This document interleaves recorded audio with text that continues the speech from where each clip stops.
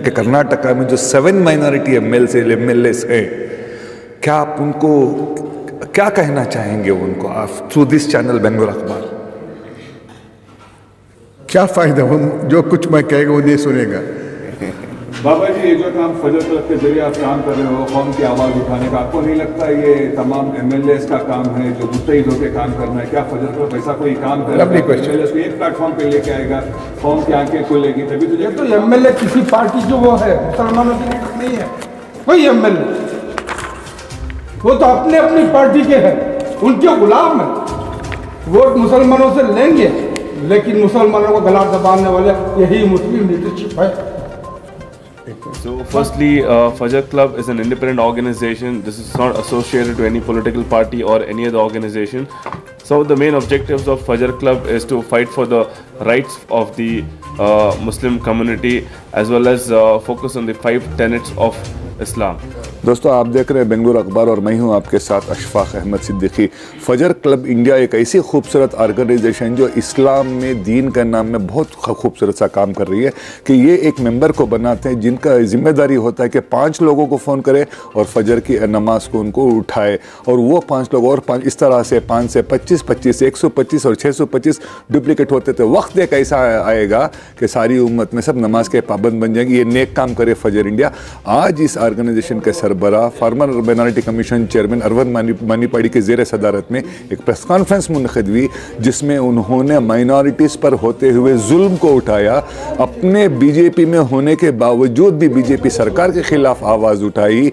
कर्नाटका में जो elected representatives हमारे माइनॉरिटीज़ के जो एमएलए से, इनके बारे में इन्होंने कहा।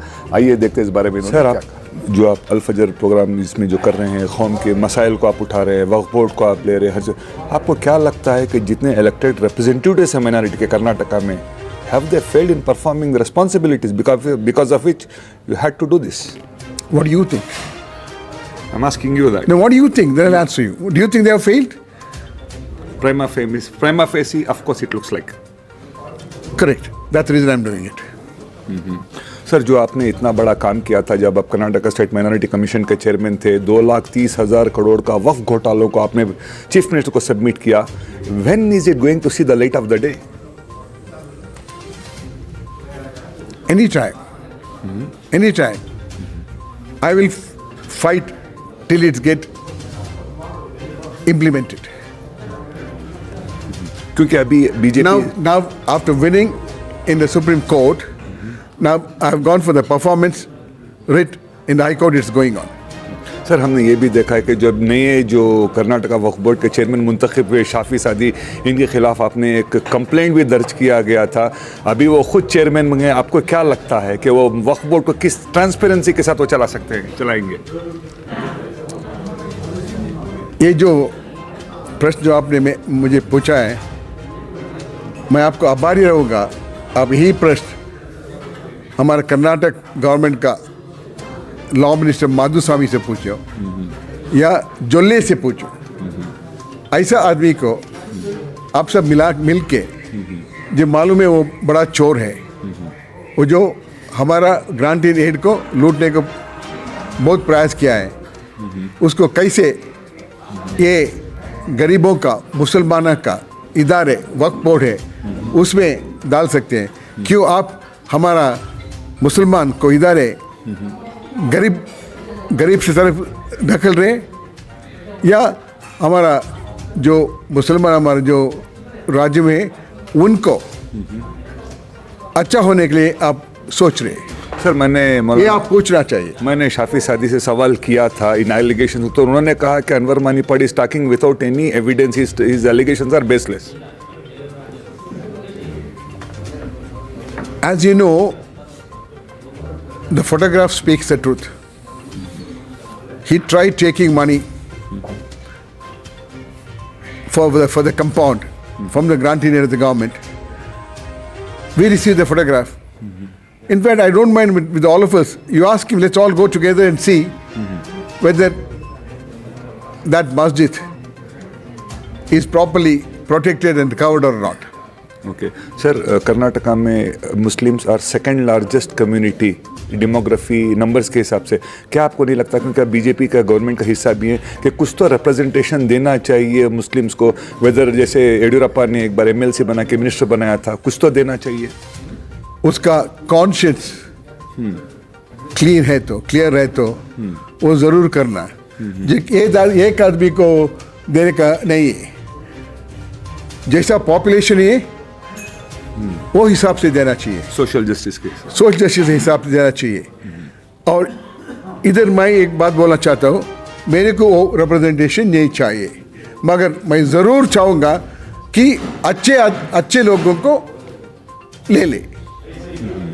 प्रधानमंत्री नरेंद्र मोदी का एक स्लोगन है, सबका साथ, सबका विकास, सबका विश्वास, अभी जोड़ लिया उन्होंने। आपको क्या लगता है पिछले 7 साल में how much is he successful in implementing what he speaks? Many places प्रधानमंत्री has been succeeded because he is the one person who gave बहुत सारे grant to Maulana Abdul Kalam Azad Foundation. It had never crossed triple figure. Now it's something about 800 crores has been there. That's been pumped in by Narendra Modi after he became the Prime Minister. When he became the Chief Minister of Gujarat, there are only 3% of Muslims in police force. Okay. When he became, he asked, why so less? When the population is 9. Okay. No, he should take them more. Then after he came in, the strength of Muslims in the police force rose up to 11%. Okay. Same, the government jobs also, it was at 5%, 6%. It rose up to 10%. Okay. So who has implemented? He could just, the Congress government has done this, let me carry on with it. If you have to hate, or if you didn't want to help the Muslims. So there I've got to give him the score. Okay sir, अगर हम कांग्रेस का constitution India के बारे में बात करें तो बहुत सारी चीज़ें हुई। अगर हम कांग्रेस का कॉन्स्टिट्यूशन 70 साल में मुस्लिम्स के लिए किया, तो आपको क्या लगता है कुछ किया हुआ है उन्होंने?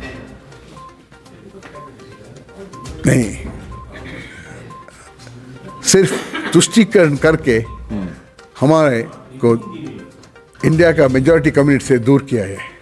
अगर हम देखें तो इतने साल में, 70 साल में, जो हज़रत टिप्पू सुल्तान शहीद रहमतुल्लाह अलैह के नाम को जो पॉलिटिकल स्टेज के लिए यूज़ करते हैं, आज तक किसी भी सरकार ने, जो सेकुलर सरकार है, उनके नाम का एक यूनिवर्सिटी नहीं बना सके, एक IIT नहीं बना सकते, एक IIM नहीं बना सकते, एजुकेशन सेक्टर हो, एम्प्लॉयमेंट सेक्टर हो, स्किल डेवलपमेंट हो। व्हाट यू वांट टू से with this? Since 70 years, if they are not able to do it now, 70 साल वो लोग कुछ कर नहीं सका। अब सिर्फ 7 साल से एक गवर्नमेंट है, उसके सामने बहुत सारे प्रॉब्लम्स हैं, सबको अटेंड करना है। अटेंड करते करते शायद उधर आएगा। 7 साल के अंदर ये सब एक सब बनाने के नहीं होएगा, अदर प्रायोरिटीज वो करने लेगा। तो 70 साल में जो ये लोग नहीं किया, ये गवर्नमेंट ने क्यों उसका ऊपर इल्ज़ाम लगा रहे हो? Okay sir, there is a general perception about prime minister Narendra Modi कि वो इंडियन मुस्लिम्स को छोटी नज़र से देखते हैं और दुनिया के दूसरे मुस्लिम्स को बड़ी नज़र से दोस्त मानते हैं। व्हाट डू यू से फॉर दिस? नहीं, ये नहीं मानता हूँ, जो उन्हें बाहर मुसलमानों को अच्छे नज़र से देखते क्यों के लिए, जब हमारा मुस्लिम ब्रादरन फ्रॉम इंडिया में जाए, उसको अच्छा काम मिले, अच्छा सैलरी मिले, और सारे दूसरा मुस्लिम कंट्री से उधर से भी ज़्यादा हमारा इंडियन मुस्लिम को काम ज़्यादा मिले, सैलरी ज़्यादा मिले, उसके वास्ते वो उसके साथ बहुत अच्छे में। वो होने के बाद ही जो कुछ बड़ा काम जब दुबई ये करते हैं, हमारा इंडियन मुस्लिम को ज़्यादा से ज़्यादा मिलने शुरू किया। एक एक्ट भी पास किया सऊदी में, इंडियन मुस्लिम को ज़रा कंसंट्रेट करना करके। ये सिर्फ मोदी जाने के बाद हुआ। वो इसलिए उसके साथ फ्रेंडली है कि हमारा मुसलमान भाई को हेल्प करे। ओके सर, लास्ट क्वेश्चन आपसे। फजर क्लब इंडिया, इतने सारे इश्यूज़ पे आज आपने बात किया, इतने माइनॉरिटी इश्यूज़ को, आपको क्या लगता है कि फिर बोल के क्या फ़ायदा? लेकिन एक डिबेट चल रहा है कि कौम का लीडर कौन होना चाहिए। किसी एक ने आवाज़ उठाती है, उसकी आवाज़ को दबाने के लिए कई सारे ट्रोलिंग हो रही है। कौम का लीडर सब बनना चाह रहे हैं, लेकिन कौम को ऊपर लेके आने का काम कोई नहीं कर रहा है। तो एमएलएस की क्या रिस्पॉन्सिबिलिटी, क्या मैसेज देंगे आप उनको? ज़्यादा गलत फहमी में मत रहो। आदमी लोग होशियार होने लगे हैं। अब मुसलमान पिछले जैसे नहीं है, उसको मालूम हो रहा है कौन क्या है, किसने उस कौम को, उसका कौम को क्या किया। ऐसे ही अब करते गए तो आप आखिरत में जो मिलना सज़ा इधर ही मिल जाएगा। Thank you so much sir. ये थे फॉर्मर माइनॉरिटी कमीशन चेयरमैन और former KMDC chairman Anwar Manipadi ji, who is a fearless politician who raises voice against everybody. तो इनका कहना था कि कर्नाटका में जो 7 MLAs हैं वो फेलियर हो चुके हैं, लोगों का उनका हुकूक दिलाने में सिर्फ नाम की पॉलिटिक्स ही करते हैं। बकिया खबरों के लिए आप जुड़े रहिए बेंगलुरु अखबार के साथ। मैं हूँ आपके साथ अशफाक अहमद सिद्दीकी।